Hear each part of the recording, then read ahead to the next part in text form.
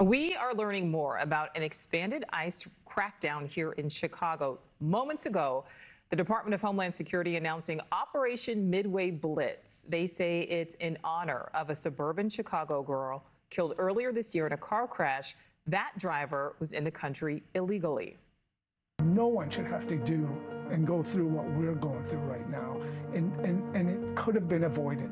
Katie was killed by someone who really could have been vetted and not been in this country, and she would be here with us today. Thousands of people taking to the streets in downtown Chicago over the weekend to protest these expanded plans, with more protests expected. NewsNation's Nancy Liu is live in Chicago. Nancy, where faith leaders just wrapped up a rally. What did they say? Well, Nichole, we heard faith leaders denouncing the immigration crackdown and what seems to be the imminent deployment of federal troops. But you've heard President Trump say that it's not a case of war against Chicago, but a case of common sense in dealing with crime. Now, a big part of the federal strategy is a ramp up in ICE operations all over the country, especially in sanctuary cities. Here in Chicago, daily detainment by federal agents has meant a steady stream of detainees brought to a suburban ICE facility for processing. According to a source, a known pedophile among the weekend arrests.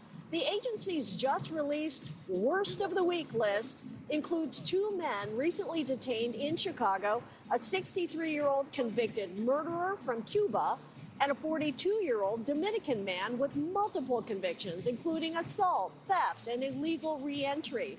Crime does remain a very real issue in Chicago. Robbers just hit a Rolex store right on the famed Magnificent Mile, with thieves smashing the windows, grabbing nearly $200,000 in watches, all in broad daylight. Police did make 6 arrests, but since Friday, there have been 15 shooting incidents and 5 homicides. Faith leaders are calling for less federal force and more compassion. Chicago does not need militarization. Chicago needs mobilization for justice. Chicago does not need cages. Chicago needs care, community, and compassion. They may try to meet our pain with policing, our cries with cages, and our hopes with handcuffs. But we say no.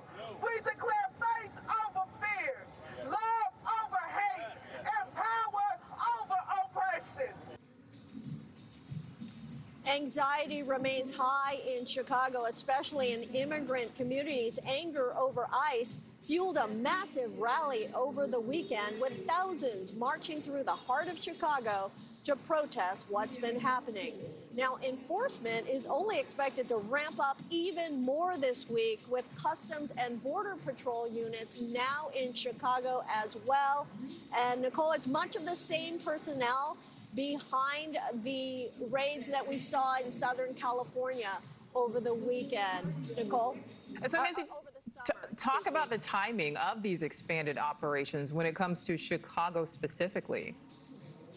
Yeah, a lot being made about the timing, because September is usually a very celebratory month for the immigrant population, specifically Mexican Americans. There is a huge Mexican Independence Day parade coming up this weekend in the community of Little Village.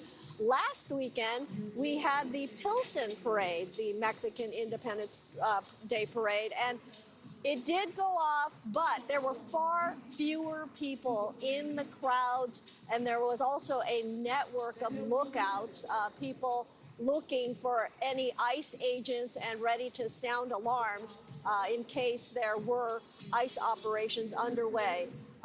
Meantime, other events canceled or postponed linked to the celebration that usually happens. Nichole? Yeah, just looking at that video, Nancy, I mean, normally all of those sidewalks would be absolutely packed with people, so really a big difference. All right, Nancy Liu, thank you.